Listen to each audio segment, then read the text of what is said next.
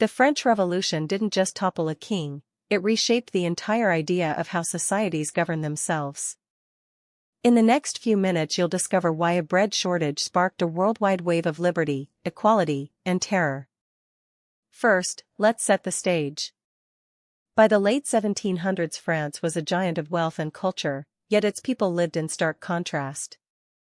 The monarchy, led by Louis XVI, hoarded money while the common folk struggled to afford a loaf of bread. Heavy taxes fell on peasants and city workers, but the nobility and clergy paid almost nothing. Add a stagnant economy, a disastrous war with Britain, and a government drowning in debt, and you have a powder keg ready to explode. The financial crisis forced Louis to call the Estates General in 1789, a meeting that hadn't happened in over a century. The Third Estate, representing the commoners, realized they were outvoted by the privileged First and Second Estates. In a bold move, they declared themselves the National Assembly, vowing to write a new constitution. That night, they stormed the Bastille, a fortress prison that symbolized royal oppression. The fall of the Bastille became the revolution's iconic spark. From there, the revolution accelerated. The Assembly abolished feudal privileges, ending centuries-old obligations like tithes and seigneurial dues.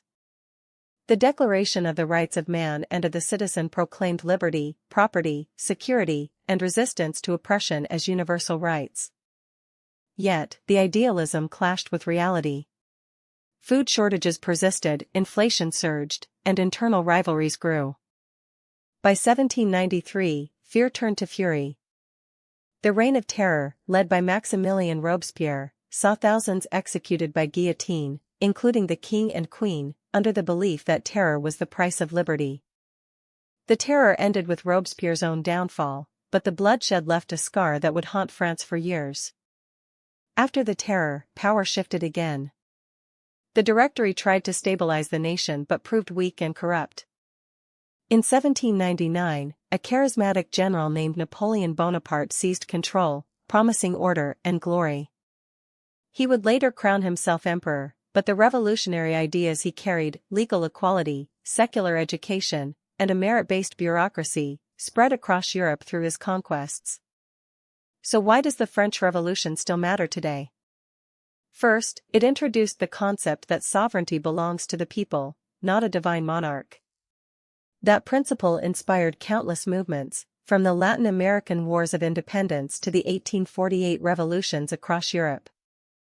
Second, it gave us modern political language, liberal, conservative, republic, and democracy all trace roots back to that era. Third, the legal reforms, like the Napoleonic Code, laid the groundwork for civil law systems still used in many countries. Finally, the revolution showed the power, and danger, of mass mobilization, a lesson that still resonates in today's protests and social media uprisings. In short, the French Revolution was more than a historic event, it was a seismic shift that redefined power, rights, and the role of citizens. Its echo can be heard in every constitution, every protest chant, and every debate about freedom versus security. If you enjoyed this quick dive into one of history's most transformative periods, hit the like button, share your thoughts in the comments, and subscribe for more deep dive stories that shape our world. Thanks for watching, and see you in the next video.